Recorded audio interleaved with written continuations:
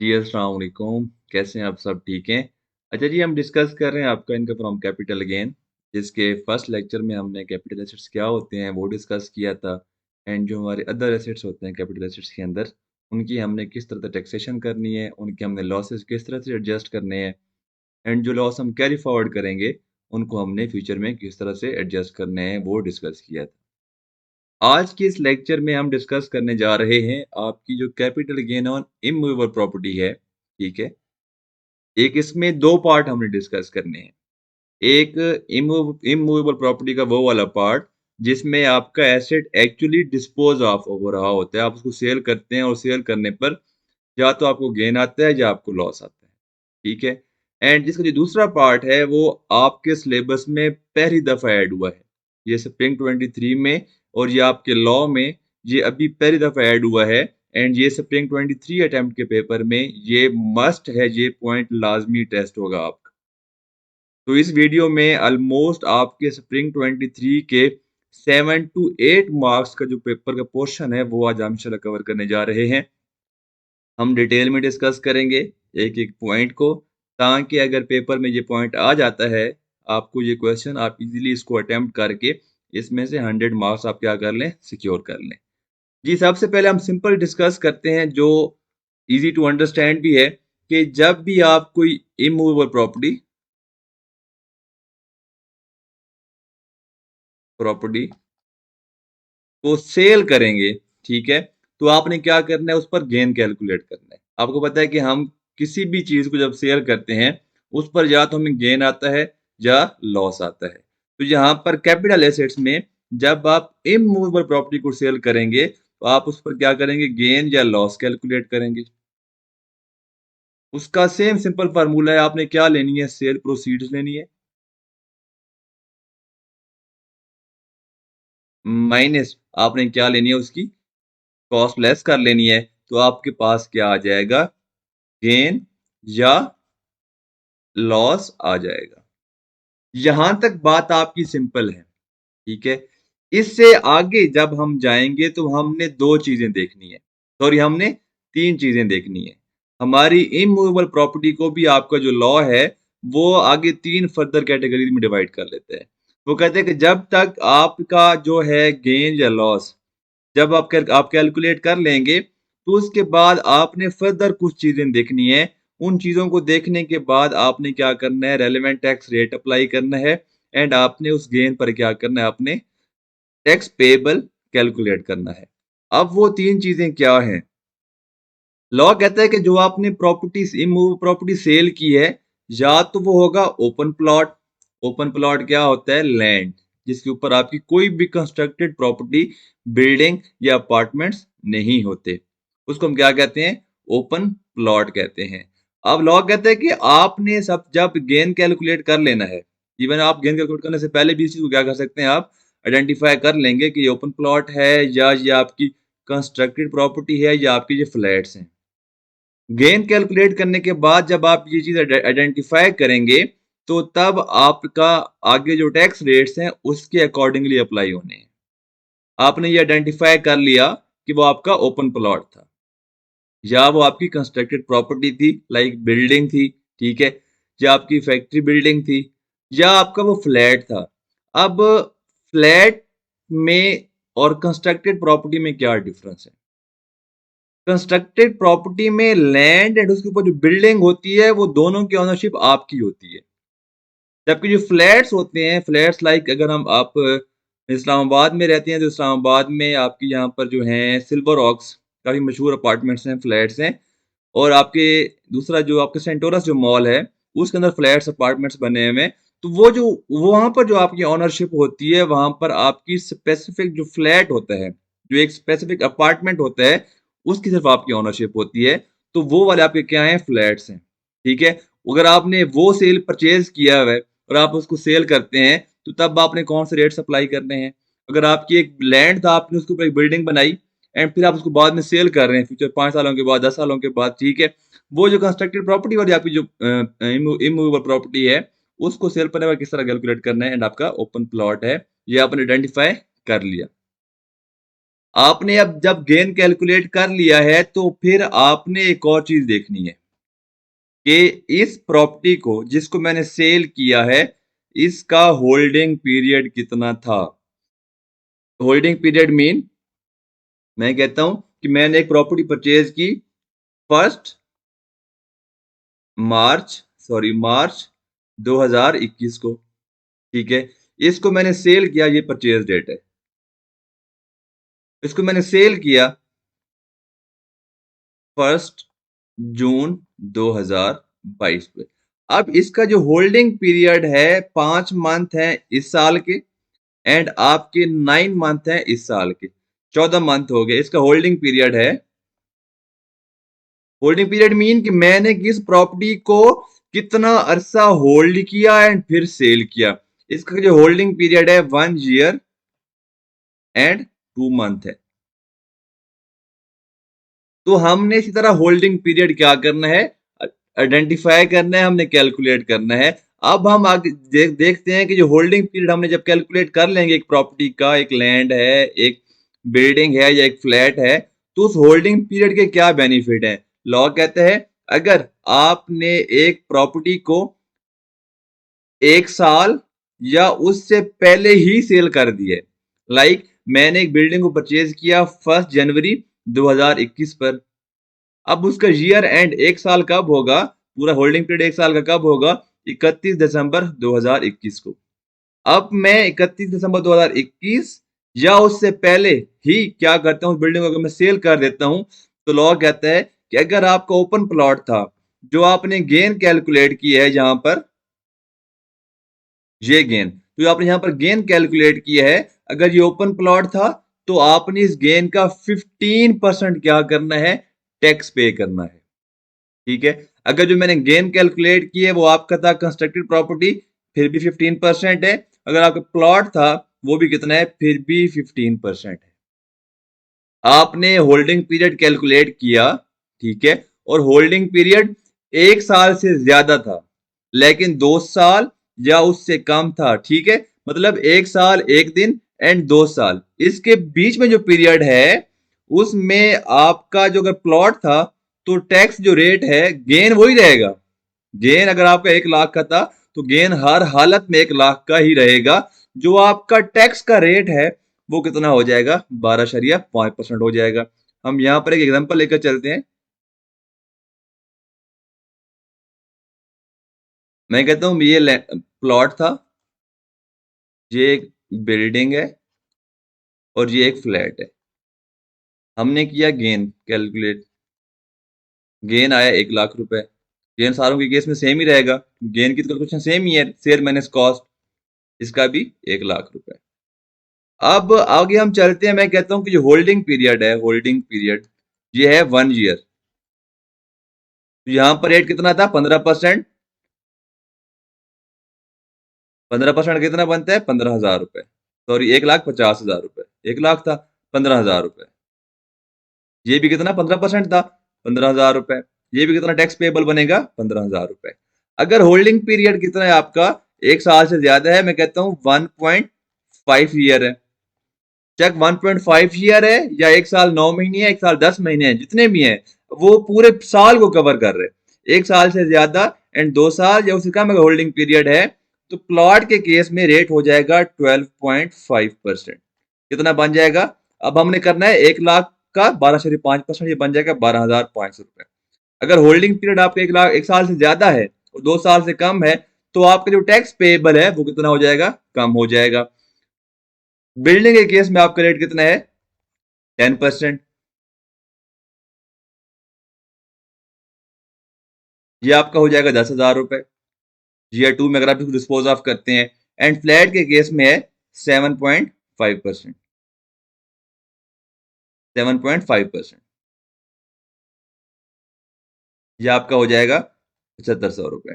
अगर आप 2 साल से ज्यादा अरसे में और 3 साल या उससे कम अरसे में सेल करते हैं, अगर होल्डिंग पीरियड आपका है 2 साल से ज्यादा, ठीक है, और 3 साल या उससे इक्वल है, तो फिर आपका टैक्स रेट क्या हो जाएगा, बिल्डिंग के केस, लैंड के केस में, लैंड के केस में होगा 10%, बिल्डिंग के केस में होगा 7.5%। ये 10% हो जाएगा।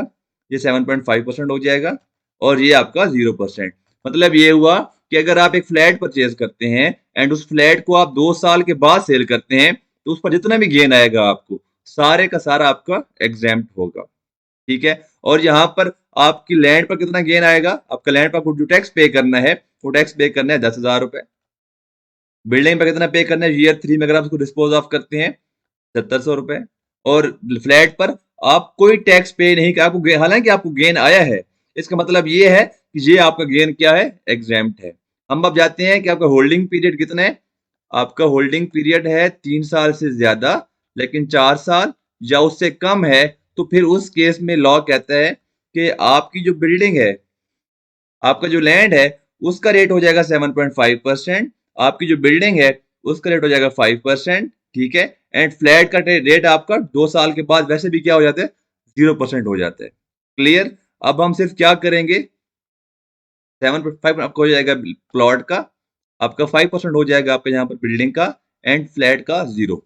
अब यहाँ पर आपका होल्डिंग पीरियड अगर 4 साल से ज्यादा है लेकिन 5 साल या उसकी इक्वलेंट है, तो फिर आपका जो प्लॉट का रेट है वो 5% हो जाएगा। आपकी बिल्डिंग का गेन सारे का सारा एग्जाम्प्ट हो जाएगा, मतलब 0% हो जाएगा, एंड फ्लैट ऑलरेडी आपको क्या है, 0% है। अगर आपका होल्डिंग पीरियड 5 साल से ज्यादा है लेकिन 6 साल या उससे कम है, तो जो प्लॉट का गेन है वो 2.5% होगा।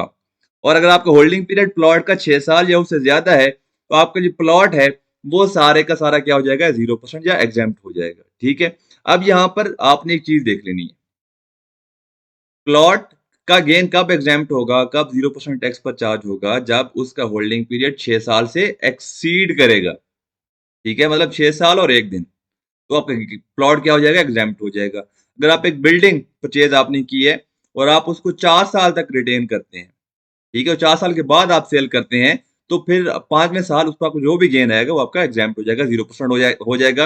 अब बाकी अगर आप ड्यूरिंग द पीरियड आप सेल आउट करते हैं तो ये उसके टैक्स रेट्स हैं। और आपका जो फ्लैट है वो आपने एटलीस्ट 2 साल क्या करना है, अपने पास रिटेन रखना है, अगर आप चाहते हैं कि उस पर आप 0% टैक्स दें। क्लियर। तो ये आपकी क्या थी, सिंपल जो हमारा पार्ट था वो हमने डिस्कस कर लिया है।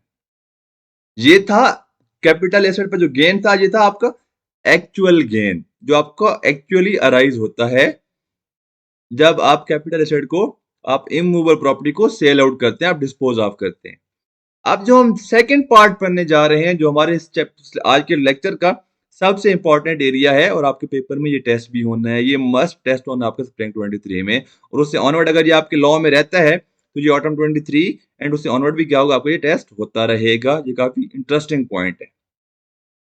तो यहाँ इसको समझने के लिए आपने अपने पास क्या करना है, अपने पास रजिस्टर ओपन करें, एंड जो जो पॉइंट मैं इनमें से निकालता जा रहा हूँ आपको एक्सप्लेन करता जाऊंगा इस पूरी प्रोविजन में से, आपने अपने पास नोट करते जाने हैं। कि सबसे पहले वो कह रहा है कि tax on deemed income.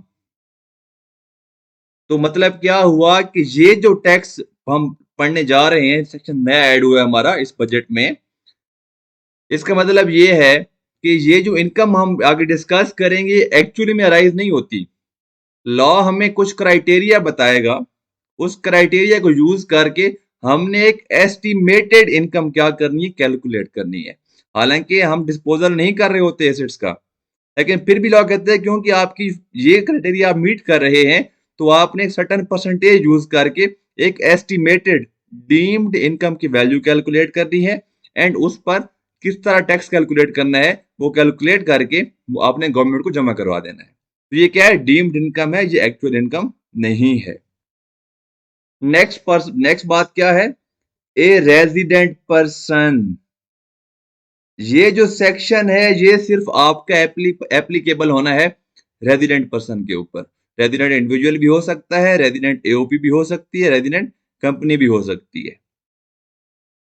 ऑनिंग capital assets इन पाकिस्तान, मतलब ये हुआ कि आप एक रेजिडेंट पर्सन है, ठीक है, एंड आप उस पाकिस्तान में किसी कैपिटल एसेट के आप ऑनर हैं, तो फिर आपने क्या करना है, will be taxed on deemed income arising from capital asset. ये सिर्फ एप्लीकेबल किस पर है, कैपिटल एसेट पर है। और इस सेक्शन के लिए सिर्फ इस पॉइंट जो भी हम डिस्कस करने जा रहे हैं उसके लिए लॉ ने स्पेसिफिकली बता दिया है कि इस सेक्शन के लिए कैपिटल एसेट का क्या मतलब है। मतलब ये हुआ कि लास्ट लेक्चर में जो हमने डिटेल में कैपिटल एसेट की डेफिनेशन पढ़ी थी, यहां पर जो टर्म यूज हो रही है ये 4.2 में, वो वाली टर्म का मतलब यहां पर हमने नहीं लेना।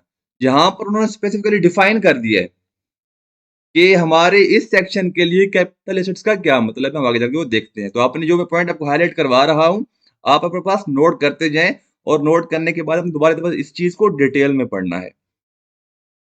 फॉर द टैक्स ईयर 2022, मतलब आपने टैक्स ईयर 2022 में भी इस पर टैक्स पे करना है, एंड उससे ऑनवर्ड भी आप हर साल क्या करेंगे, पे करेंगे।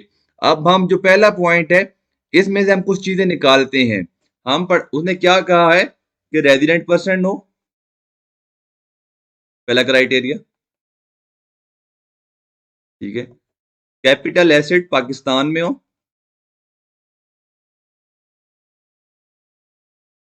पाकिस्तान में होना चाहिए, और वो उसका क्या हो, ऑनर हो। तो यहां से जो चीजें निकल जाती हैं हमारे इस सेक्शन में से, वो ये हैं कि अगर एक नॉन रेजिडेंट पर्सन है,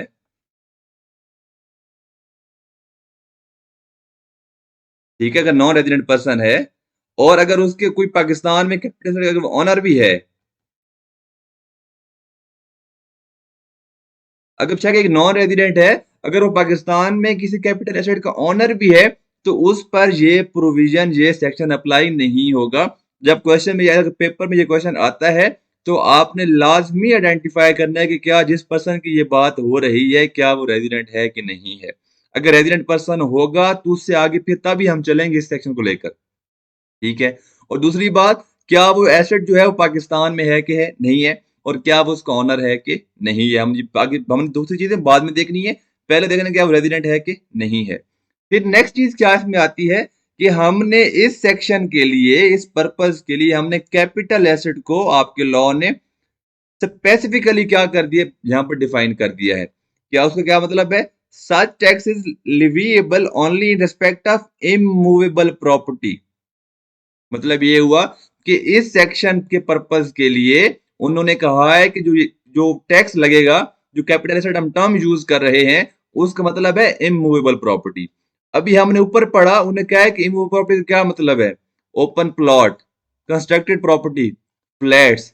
लेकिन अब यहां पर देखिए, उन्हें यहां पर एग्जांपल के लिए आपका हाउस भी दे दिया है, एनी बिल्डिंग भी कह दी है, और आपका जो मैन्युफैक्चरिंग प्लांट है, आपका जो मैन्युफैक्चरिंग प्लांट है, उन्होंने उसको भी इसमें क्या कर दिया, इंक्लूड कर दिया। तो इस सेक्शन के लिए जो हम अभी अभी जो हम पढ़ रहे हैं, अभी हम डिस्कस कर रहे हैं, तो जो मैन्युफैक्चरिंग प्लांट होगा वो भी क्या होगा, आपकी इसमें इंक्लूडेड होगा। तो ये किस पर एप्लीकेबल है, सिर्फ इमूवेबल प्रॉपर्टी पे एप्लीकेबल है। उसमें आपका लैंड भी शामिल है, आपकी बिल्डिंग भी शामिल है, आपके फ्लैट्स अपार्टमेंट्स भी शामिल है, और आपका मैन्युफैक्चरिंग जो प्लांट है वो भी इसमें शामिल है, ठीक है। लॉ कहते हैं कि आपने डिटरमिन कर लिया कि मिस्टर तैफूर एक रेजिडेंट पर्सन है, और उसके पास ये वाले जो कैपिटल एसेट्स हैं, मतलब उसके पास लैंड्स भी हैं एंड बिल्डिंग भी है। पहले दोनों पॉइंट्स मिस्टर तैफूर पर क्या हो गए हैं, एप्लीकेबल हो गए हैं। तो लॉ कहता है कि अब आपने डीम्ड इनकम की वैल्यू किस तरह से कैलकुलेट करनी है। लॉ कहता है deemed income shall be computed as 5% of fair market value as determined by the FBR. मतलब ये है कि जो फेडरल बोर्ड ऑफ रेवेन्यू है वो डिटरमिन करेगा कि आपकी जो फेयर मार्केट वैल्यू है उस प्लांट, उस बिल्डिंग की, उस एसेट की, उस प्रॉपर्टी की, वो कितनी है, या एफबीआर वैल्यू या DC value of capital asset situated in Pakistan held on the last day of the tax year. मतलब ये हुआ कि इस सेक्शन के पर्पस के लिए, अभी हमने ऊपर पढ़ा था कि इस सेक्शन के लिए वो बंदा टैक्स ईयर 22 एंड उससे ऑनवर्ड हर टैक्स ईयर में क्या करेगा, एक डीम्ड इनकम कैलकुलेट करेगा एंड उस पर टैक्स पे करेगा। अब यहां पर वो कह रहा है कि उसने क्या करना है, 5% ऑफ फेयर मार्केट वैल्यू। अब उसने आगे कहा है कि फेयर मार्केट वैल्यू डिटरमिन कौन करेगा। अब नॉर्मल फेयर मार्केट वैल्यू क्या होती है, हम देख लेते हैं कि आप अगर देखें नॉर्मली जो मार्केट में जो परचेज सेल हो रही होती है वो प्रॉपर्टी की, जो मार्केट में लेट्स सपोज अगर आप उसको एक चीज आपने 1 करोड़ की आज परचेज की है, 10 दिन के बाद 15 दिन सॉरी 10 महीने के बाद 1 साल के बाद वही चीज अब 5 करोड़ की हो गई है, 3 करोड़ की हो गई है। अब ये है मार्केट वैल्यू नॉर्मली जो चल रही है, जो ओपन मार्केट में चल रही है। अब एक होती है मार्केट, एक वैल्यू होती है एक इलाके के हिसाब से, एक सिटी के हिसाब से। जो एफबीआर वैल्यू होती है वो क्या होती है, हम डिस्कस कर लेते हैं। FBR value and DC rate, ये दो अलग चीजें हैं, ठीक है। अब डीसी रेट जो है ये आपका जो डिस्ट्रिक्ट ऑफिसर होता है, हर डिस्ट्रिक्ट के हर एरिया के, अगर आप देखें आप किसी विलेज से हैं, आप किसी अनडेवलप्ड आप सिटी से हैं, आप किसी डिस्ट्रिक्ट से हैं, तो वहां पर जो रेट्स हैं वो डीसी रेट्स चल रहे होते हैं। लाइक अगर आप मेन सिटी में रहते हैं वहां पर मे बी जो आपका रेट हो वो 20,000 रुपए पर मरला हो, ठीक है, वो हो सकता है। सॉरी 1 लाख रुपए पर मरला हो सकता है। अगर आप किसी साइड पर रहते हैं, किसी विलेज में रहते हैं, तो वहां पर हो सकता है कि 10,000 रुपए पर मरला क्या हो, डीसी रेट, जिसको हम कहते हैं सरकारी रेट क्या है इस जमीन का। हम डीसी रेट बहुत कम होता है जो ओपन मार्केट में रेट चल रहा होता है उसका, ठीक है। ये आपका मतलब गवर्नमेंट का जो रेट होता है, जो आपका डिस्ट्रिक्ट रेवेन्यू ऑफिसर होता है, उसके मुताबिक जो आपकी जमीन का रेट है वो होता है आपका डीसी रेट होता है। अब एफबीआर वैल्यू क्या है, डीसी रेट बहुत कम थे, इसलिए एफबीआर ने अपना एक सिस्टम इंट्रोड्यूस कराया। उसने जो बिग सिटीज हैं, जो मेजर सिटीज हैं आपके, जैसे कि आपका कराची हो गया, जैसे कि आपका इस्लामाबाद हो गया, जैसा कि आपका लाहौर हो गया, जैसे कि आपका रावलपिंडी हो गया, ठीक है। इसके अलावा आपका इसमें फैसलाबाद हो गया, आपका पिशावर हो गया, मतलब बहुत सारे सिटीज। अब ये भी तक इन्होंने एफबीआर वैल्यू पूरे पाकिस्तान के लिए नहीं इशू की। इन्होंने जो मेजर सिटीज हैं आपकी, जो मेन बड़े सिटीज हैं, उन्होंने उन बड़े सिटीज का जो भी सारे एरियाज कवर नहीं किए। लेट्स सपोज मैं कहता हूं कि लाहौर का एक एरिया है, ठीक है, हम लाहौर में हम गुलबर्ग देख लेते हैं, वो गुलबर्ग 2 की बात कर लेते हैं। वहां पर डीसी वैल्यू है 10 लाख रुपए पर मरला, ठीक है। और एफबीआर वैल्यू ज्यादा है as compare to more, market value के ज्यादा करीब है। हम कहते हैं कि वो उसकी वैल्यू है आपकी 25 लाख रुपए पर मरला। जब हमें दोनों गिवन होंगी क्वेश्चन में, ठीक है, तो हमने लेनी है इन दोनों में से हायर। हायर कौन सी है, एफबीआर की वैल्यू कितनी है यहाँ पर, 25 लाख रुपए पर मरला आपकी क्या है यहाँ पर हायर है। ये मतलब ये है कि एफबीआर वैल्यू का मतलब क्या है, किसी स्पेसिफिक एरिया की अगर एफबीआर ने पर मरला, पर स्क्वायर फीट या पर स्क्वायर यार्ड, जो भी उस एरिया का मेजरमेंट यूनिट है जमीन का, प्रॉपर्टी का, अगर उसने उस मेजरमेंट यूनिट के हिसाब से अगर अपनी रेट दिए हुए एफबीआर ने, तो एफबीआर वैल्यू कहलाएगी। अगर एफबीआर ने नहीं दिए हुए, अगर लोकल गवर्नमेंट ने, जो डिस्ट्रिक्ट अकाउंट ऑफिसर है, उसने अपने डीसी रेट दिए हुए, तो वो वाले हम क्या करेंगे, यूज करेंगे, ठीक है। यहां तक क्लियर हो गया। अब मैं कहता हूं अभी तक जो हमने पढ़ा अभी उसके मुताबिक मेरे पास एग्जांपल हम लेते हैं कि मेरे पास एक प्रॉपर्टी है, बिल्डिंग है, ठीक है, उसकी वैल्यू है 10 मिलियन। मैं कहता हूं कि एफबीआर वैल्यू भी यही है एंड डीसी वैल्यू भी यही है। वो वही क्या है आपकी फेयर मार्केट वैल्यू है।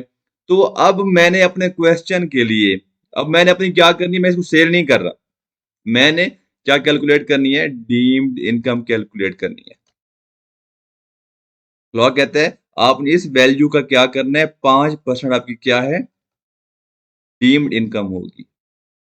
ये बनती है आपका अराउंड 5 लाख रुपए। क्लियर हो गया। अब हमने ये मैंने इनकम कैलकुलेट किया, ये आपकी डीम्ड इनकम है। जब हम इनकम कैलकुलेट कर लेते हैं तो हमने उस इनकम के ऊपर क्या करना होता है, टैक्स देना होता है। तो लॉ कहता है कि आपने टैक्स किस तरह कैलकुलेट करना है, टैक्स पेएबल। लॉ कहता है कि आपने जब डीम्ड इनकम कैलकुलेट कर ली, तो उस डीम्ड इनकम का आपने क्या करना है, 20% आपने क्या करना है, मुझे जमा करवा देना है। ये आपका बनता है 1 लाख रुपए। तो इसका मतलब ये हुआ कि अगर मेरी 10 मिलियन की प्रॉपर्टी है, ये उसकी अगर मेरी प्रॉपर्टी है, उसकी अगर फेयर मार्केट वैल्यू 10 मिलियन है, तो मैंने 1 लाख रुपए क्या करना है, टैक्स पे करना है। और मेरी उसकी इनकम क्या होगी, 5 लाख क्या होगी, मेरी इनकम कंसिडर होगी। हम दोबारा ये चीज पढ़ते हैं। लॉ देखो क्या कहते हैं, कहते हैं deemed income shall be computed at 5% of the fair market value of capital asset situated in Pakistan. और ये हमने हर साल क्या करनी है, दोबारा कैलकुलेट करनी है फेयर मार्केट वैल्यू। अगर मेरी हर साल मार्केट वैल्यू इंक्रीज हो रही है तो फिर ऑटोमेटिकली मेरी हर साल डीम्ड इनकम भी इंक्रीज हो जाएगी। मैं कहता हूँ आज मेरी मार्केट वैल्यू थी 10 मिलियन मेरी प्रॉपर्टी की, तो कितनी इनकम बन गई, 5 लाख रुपए। मैं कहता हूँ कि नेक्स्ट जो आपकी नेक्स्ट जब हम वर्किंग करने जाएंगे, मेरी जो मार्केट वैल्यू है बिल्डिंग की वो 15 मिलियन हो गई है, तो ऑटोमेटिकली जो मेरी वैल्यू है, जो मेरी टैक्स डीम्ड इनकम है, वो भी क्या हो जाएगी, इंक्रीज हो जाएगी। 15 मिलियन का 5%, ये आपका बन जाएगा 7,50,000 रुपए।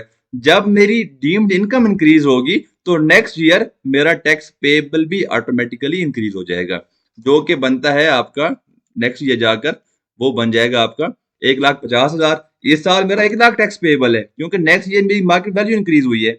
मार्केट वैल्यू इंक्रीज होने की वजह से जो मेरा डीम्ड इनकम है वो इंक्रीज हो गई है और उसकी वजह से मेरा टैक्स पेबल भी क्या हो जाएगा, इंक्रीज हो जाएगा। अब यहाँ पर नेक्स्ट क्या कहता है, the rate of tax on such income कौन सी, डीम्ड इनकम, जो हमने अभी एग्जांपल में कैलकुलेट की है, इज प्रिस्क्राइब्ड एज 20%। मतलब जो आपने यहाँ पर डीम्ड इनकम कैलकुलेट की, जो हमने यहाँ पे कैलकुलेट की 5% of fair market value 5 lakh बनी। अब उसका जो 20% है वो आपका क्या है, टैक्स रेट है, जो आपने टैक्स क्या करना है, गवर्नमेंट को पे करना है। अगर हम देखें इसको इनडायरेक्ट, अगर हम देखें तो जो 1 लाख हमारा टैक्स बना है, अगर मैं चाहूं कि मेरा टोटल जो टैक्स मैंने पे करना है वो मेरी फेयर मार्केट वैल्यू का कितने परसेंट है, मैं क्या किस तरह कैलकुलेट करूंगा, 1 lakh divided by 10 million is equal to आपका 1% बन जाता है।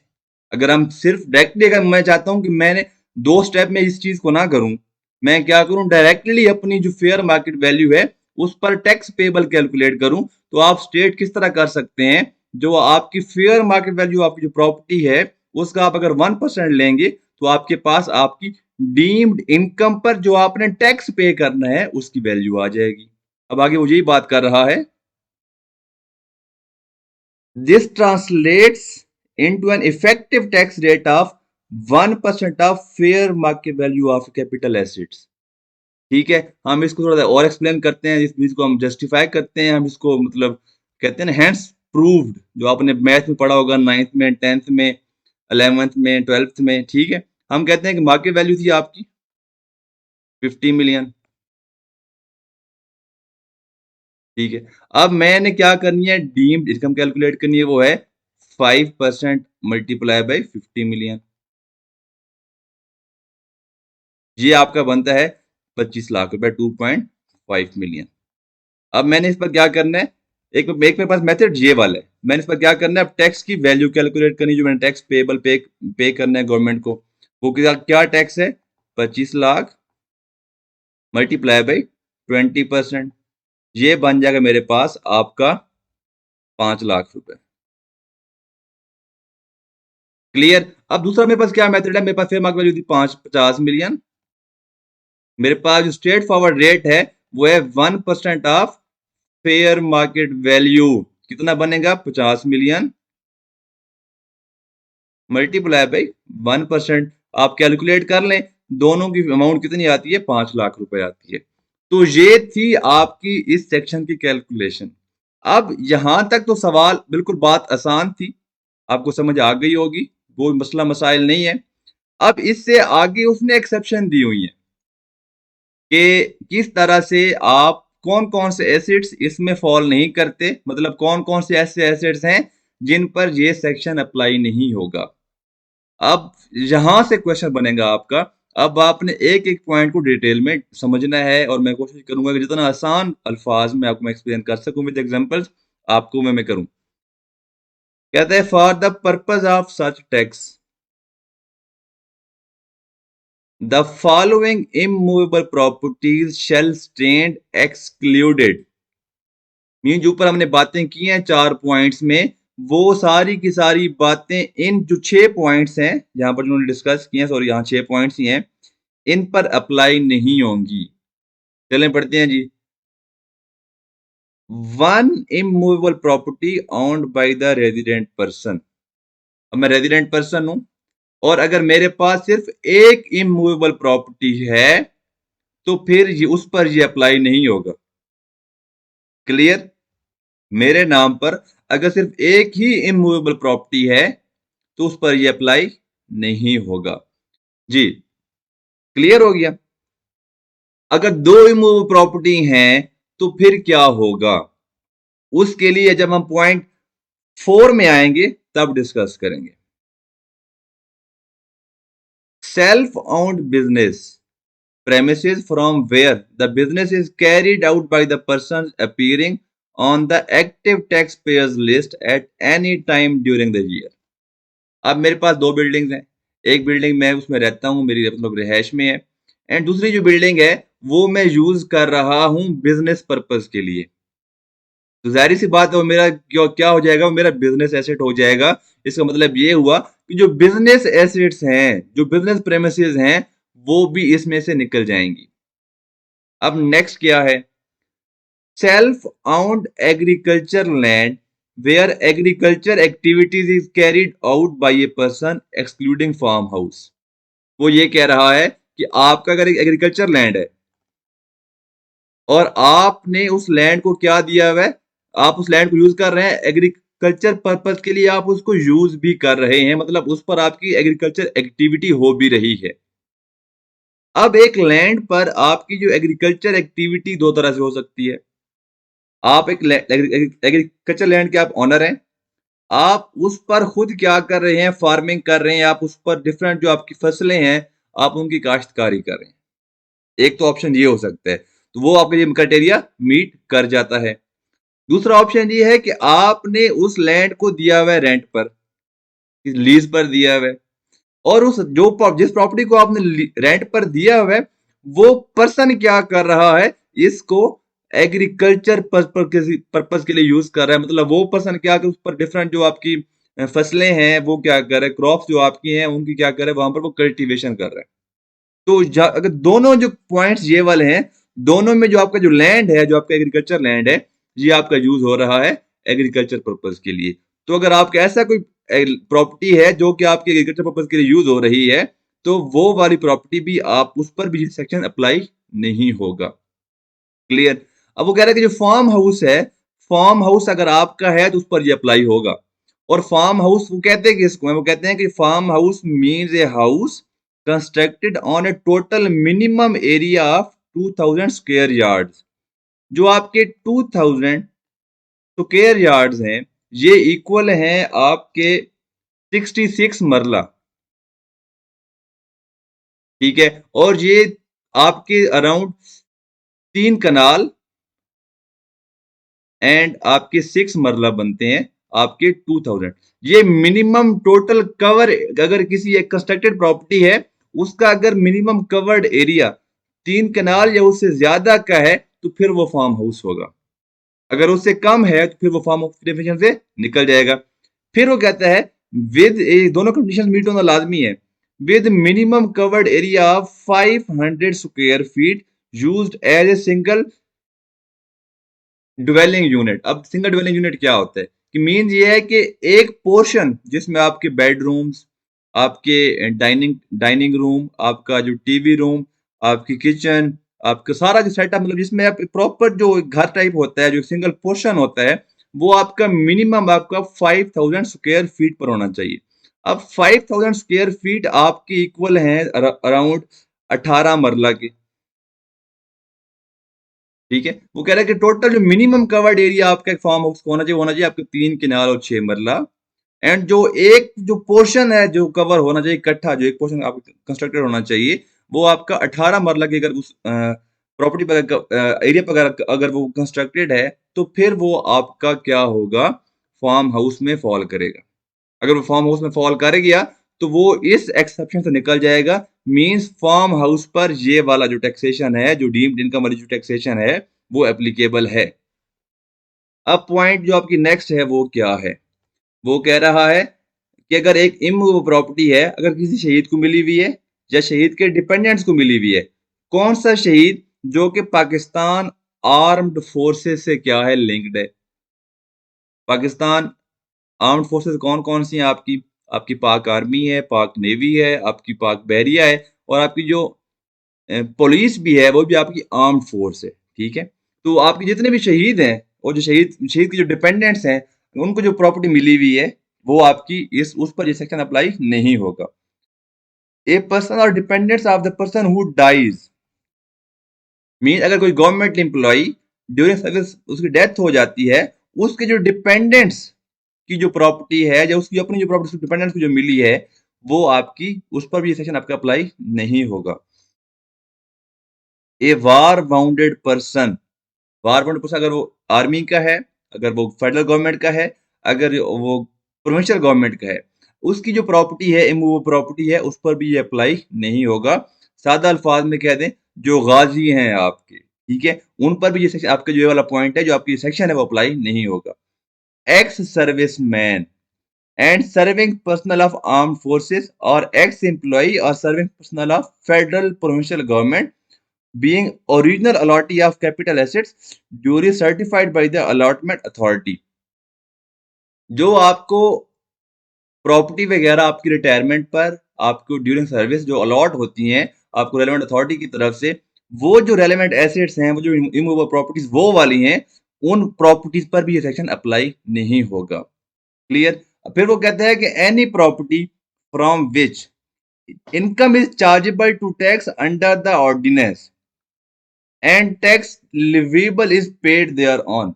अब यहाँ पर उन्होंने एक एग्जांपल दिया कि रेंटल इनकम। आपकी एक बिल्डिंग थी, ठीक है? आपके पास 5 बिल्डिंग थी। अगर आपके पास 5 बिल्डिंग है, वो आपकी जो पहले वाली एक्सेप्शन है, उससे निकल जाती है। मतलब पहले वाले पॉइंट वो माफ़ी नहीं मिली और आपका वो बिज़नेस भी नहीं है, दूसरे में से भी निकल गई। आपका जो तीसरा है, वो आपकी एग्रीकल्चर लैंड भी नहीं है, आपका वो भी निकल गया। आपका जो चौथा पॉइंट है, उसमें भी आप फॉल नहीं करते। अब 5वें में अगर आप फॉल करते हैं, आप मतलब आपके पास 5 बिल्डिंग्स हैं, एक में तो आप खुद रह रहे हैं। अगर बाकी 4 को यूज़ करके आप कोई रेंटल इनकम यूज़ कर आपने उनको रेंट पर दिया हुआ है, ठीक है? अगर आपने वहाँ पे कोई हॉस्टल बनाया हुआ है, कोई आपने बिज़नेस कैरी किया हुआ है, अगर आपकी किसी प्रॉपर्टी से किसी किस्म की भी अगर आपकी ऑलरेडी इनकम आ रही है, तो उस प्रॉपर्टी को भी यहाँ से आप एक्सक्लूड कर लेंगे। मतलब उस पर भी ये अप्लाई नहीं होगा क्योंकि उस पर वो ऑलरेडी आपकी इनकम जनरेट कर रही है और उस पर आप ऑलरेडी टैक्स भी पे कर रहे हैं, तो इसलिए उस पर यहाँ पर दोबारा टैक्स नहीं होगा। नेक्स्ट पॉइंट कौन सा है? Immovable property in the first year of acquisition, मतलब जिस साल आपने परचेज की होगी, where tax under section 236 has been paid. अब मैं आपको ये थोड़ा इसके बारे में बताता हूँ ये क्या है। जब आप अपने आपको अगर नहीं पता, तो आप अपनी फैमिली में से भी किसी किसी से पूछ अपने फादर से पूछ सकते हैं, अपने वैसे बड़े रिलेटिव से पूछ सकते हैं जिन्होंने कभी प्रॉपर्टीज़ परचेज़ की हों। तो पाकिस्तान का एक लॉ है, आप फाइनल्स में पढ़ेंगे, आपके इनकम टैक्स ऑर्डिनेंस का सेक्शन 236 है, 236 के, जिसमें कहता है कि जब एक पर्सन इमूवेबल प्रॉपर्टी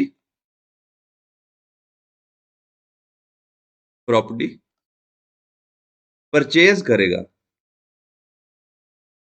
ठीक है? तो परचेज करते वक्त जब ओनरशिप ट्रांसफर हो रही होगी, जब ओनरशिप इसके नाम पर ट्रांसफर हो रही होगी, तो जो गवर्नमेंट का एम्प्लॉय बैठा होगा जो रेवेन्यू डिपार्टमेंट में, वो परचेज वैल्यू का 2% क्या करेगा?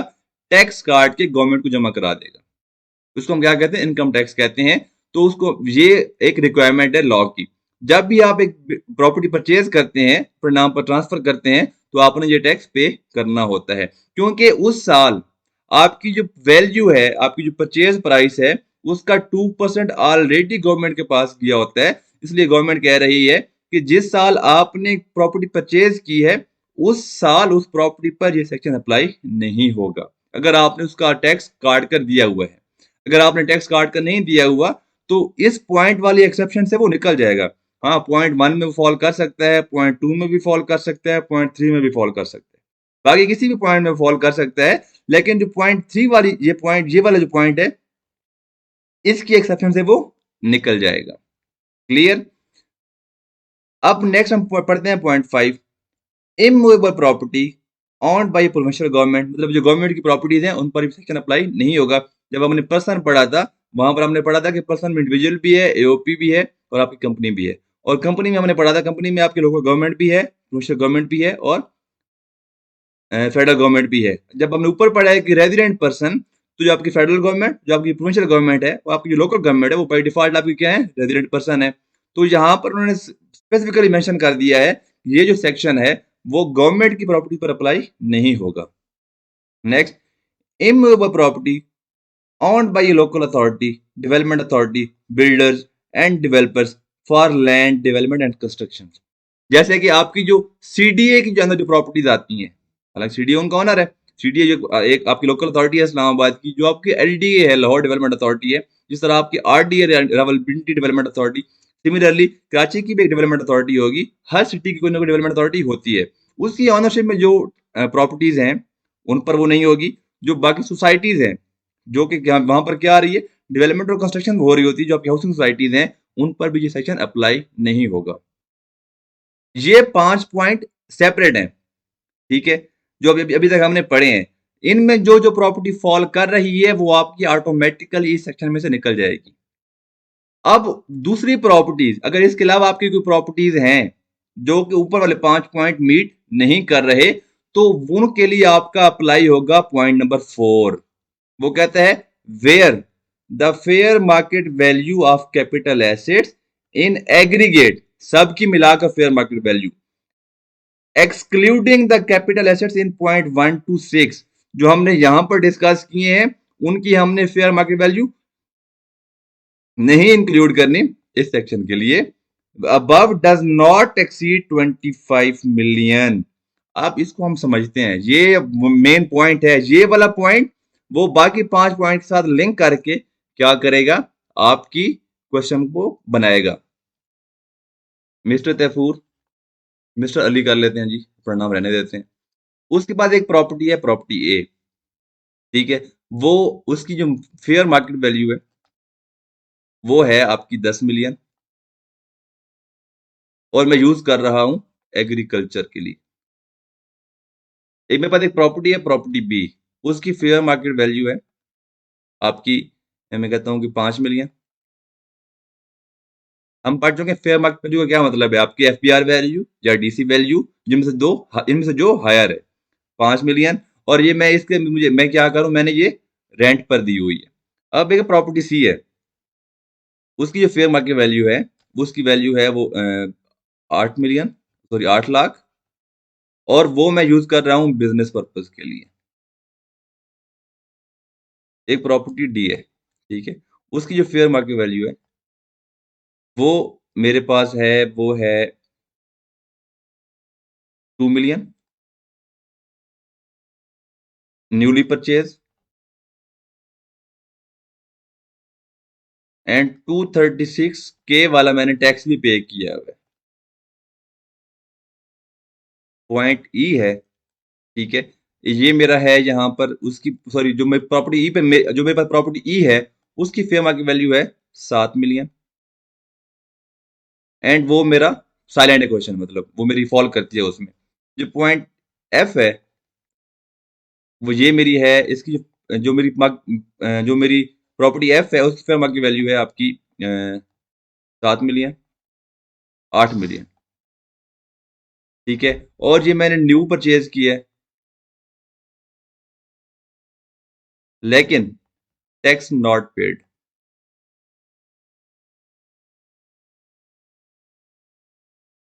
और मेरे पास जो प्रॉपर्टी एफ के बाद जी है उसकी फेयर मार्केट वैल्यू है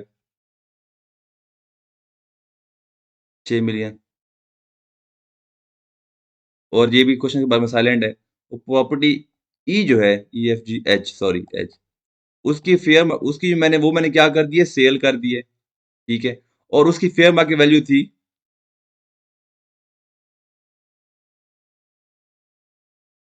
6 मिलियन, और ये मैंने सेल किया है 28 जून 2022 के लिए। तो हमने अब क्या करना है, हमने कैलकुलेट करनी है कि हमारी फेयर मार्केट वैल्यू, जो एग्रीगेट फेयर मार्केट वैल्यू है, वो 25 मिलियन से ज्यादा है कि नहीं है। अगर 25 मिलियन से ज्यादा होगी तो फिर मैं क्या करूंगा, उस फेयर मार्केट वैल्यू का 5% लूंगा डीम्ड इनकम, एंड उसका फिर 20% क्या कर लूंगा, मैं टैक्स पे करूंगा। क्लियर? अब यहां से हम एक चीज कंफर्म कर लेते हैं, यहाँ मेंशन कर रहे हैं नॉट एक्सीडिंग, मतलब 25 मिलियन से एक्सीड करना लाजमी है। अब हम अपनी प्रॉपर्टीज को वन बाय वन डिस्कस करते हैं कि कौन सी मैंने एग्रीगेट कैलकुलेट करते हुए यूज करनी है, कौन सी यूज नहीं करनी। प्रॉपर्टी ए जो आपकी है, मेरी क्या है, फेमस 10 मिलियन है, एग्रीकल्चर के लिए यूज हो रही है, इसको मैंने इंक्लूड नहीं करना, लॉ ने स्पेसिफिकली क्या किया है, मना किया है। प्रॉपर्टी बी, अब मेरी इसकी फेयर मार्केट वैल्यू है 5 मिलियन, लेकिन इसको मैं ऑलरेडी क्या कर रहा हूं, इस पर मैं एक अदर हेड में, इस पर मैं टैक्स पे कर रहा हूं, मैं इसे इनकम जनरेट कर रहा हूं, इसलिए ये भी मैंने क्या करनी है, इंक्लूड नहीं करनी। जो प्रॉपर्टी सी है वो 8 लाख उसकी फेयर मार्केट वैल्यू है, लेकिन उसको मैं बिजनेस पर्पज के लिए यूज कर रहा हूं, ये भी मैं इंक्लूड नहीं करूंगा। ये पॉइंट जो हमने ऊपर पढ़े थे उनमें ये कवर हो गई, ये एग्जाम्पशन है जो उन्होंने एक्सक्लूड किया है स्पेसिफिकली। अब प्रॉपर्टी डी, वो कहते हैं कि 2 मिलियन है, न्यू परचेज किया है, टैक्स पे किया हुआ है, मैं इसको एक्सक्लूड कर दूंगा, इसको मैं इंक्लूड नहीं करूंगा। अब जो प्रॉपर्टी ई है 7 मिलियन, क्वेश्चन साइलेंट है, मतलब क्या हुआ, प्रॉपर्टी ई मैं क्या करूंगा, एग्रीगेट कैलकुलेट करते हुए अपनी उसका पार्ट बनाऊंगा। ठीक है, मैंने प्रॉपर्टी ई मेरी क्या बनेगी, पार्ट बनेगी। अब प्रॉपर्टी एफ, वो कहते हैं कि मार्केट वैल्यू है 8 मिलियन, परचेज की है लेकिन टैक्स पे नहीं किया, टैक्स पे नहीं किया तो भाई कोई मसला ही नहीं है। अब क्योंकि मेरे पास प्रॉपर्टी कितनी है, एक से ज्यादा है, तो पहले वाला पॉइंट भी निकल गया। दूसरा, लैंड वाला एग्रीकल्चर लैंड भी नहीं है, बिजनेस में यूज भी नहीं हो रहा, तो और इस पर मैंने टैक्स भी पे नहीं किया। ठीक है, ये भी क्या होगा, मेरी एग्रीगेट का पार्ट बनेगा 8 मिलियन। नेक्स्ट जो है आपका प्रॉपर्टी जी, क्वेश्चन साइलेंट है, मतलब ये है कि ये मेरी उसका पार्ट बनेगा। अब जो प्रॉपर्टी एफ है वो मैंने सेल किया 28 जून 22 पे, मैं खड़ा हूं इस टाइम 30 जून 22 पे। ठीक है, अब मैंने क्योंकि सेल कर दी है और 6 मिलियन है, वो कहता है कि जो मैंने मार्केट वैल्यू लेनी है, अब ईयर एंड पे ये देखें, deemed income shall be computed at 5% of the fair market value of capital asset situated in Pakistan held on the last day of tax year. अब देखें, लास्ट डे पर तो मेरी ऑनरशिप में ये था ही नहीं, लास्ट डेट क्या है आपकी टैक्स ईयर की, 30 जून है, तो ये जो प्रॉपर्टी जो एच है ये पार्ट नहीं बनेगी। इस सेक्शन के लिए मैंडेटरी है कि जो एसेट है लास्ट डेट पर मेरे नाम पे ऑनरशिप उसकी होनी चाहिए। अगर मैंने 30 जून पर एक एसेट परचेज किया तो उसका वो शामिल हो जाएगा, मेरी ऑनरशिप में ट्रांसफर हो जाएगा और उसको मैं एग्रीगेट में शामिल करूंगा। जो टोटल एग्रीगेट बनता है 7 मिलियन, 8 15 और 6 21, 21 मिलियन बनता है। तो मतलब क्या हुआ कि ये वाला जो सेक्शन है मेरे ऊपर अप्लाई नहीं होता, मैंने इनकम कैलकुलेट नहीं करनी, मैंने टैक्स पे नहीं करना। अब मैं यहां पे कहता हूं कि मैं जो प्रॉपर्टी एच है मैंने सेल नहीं की थी, इसकी मार्केट वैल्यू कितनी है, 6 मिलियन है, ये मैं इसमें ऐड करता, इसको भी इसमें मैं ऐड करता। ठीक है, और ये कितनी हो जाती, 27 मिलियन हो जाती। अब क्योंकि इसकी जो फेयर मार्केट वैल्यू है एग्रीगेट वो 25 मिलियन से एक्सीड कर गई है, इसीलिए मैं क्या करूंगा, अब यहां पर 27 मिलियन मेरी क्या है, फेयर मार्केट वैल्यू है कैपिटल एसेट्स की। इसकी अब मेरे पास दो दो मेथड हैं टैक्स कैलकुलेट करने के। पहला क्या है कि मैं इसका क्या करूं, डीम्ड इनकम कैलकुलेट करूं, वो है market value, fair market value का 5%, कितनी बनती है, 22 मिलियन मल्टीप्लाई बाय 5%, तो आपके पास आएगी यहां पर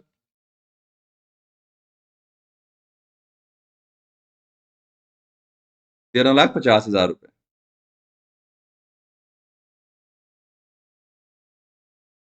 अब इसके ऊपर आपने क्या करना है, ये आपकी है डीम्ड इनकम, इस पर आप क्या करेंगे, टैक्स कैलकुलेट करेंगे, टैक्स रेट अप्लाई करेंगे, आप कितना है आपका 20% ऑफ डीम्ड इनकम, ये आपकी अमाउंट बन जाएगी 2,70,000 रुपए।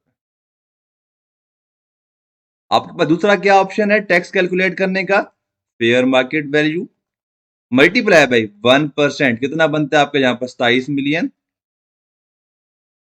मल्टीप्लाई बाई 1%, ये आपका हो जाता है 270,000। दोनों की अमाउंट सेम ही है, तो ये था आपका आज का लेक्चर जिसमें हमने आपका जो मोस्ट इम्पोर्टेंट चैप्टर का जो पार्ट था हमने डिस्कस किया है। और ये आपका पेपर में स्प्रिंग 23 अटेम्प्ट के लिए मस्ट है, इसमें अटेम्प्ट होना है और ये क्वेश्चन आपका 9-10 मार्क्स का भी बन सकता है। तो आपने अच्छी तरह, मैं आपको हर एंगल से आपको मैंने ये टॉपिक कवर करा दिया है एंड आई होप कि आपको ये समझ भी आ गया होगा। अगर आपको फिर भी कोई कन्फ्यूजन है तो आपने कमेंट्स में पूछ सकते हैं। इस वीडियो की डिस्क्रिप्शन में मेरा you Facebook profile link, Instagram link given है, आप वहाँ पे भी पूछ सकते हैं, आपको मैं आंसर करूँगा। Thank you so much.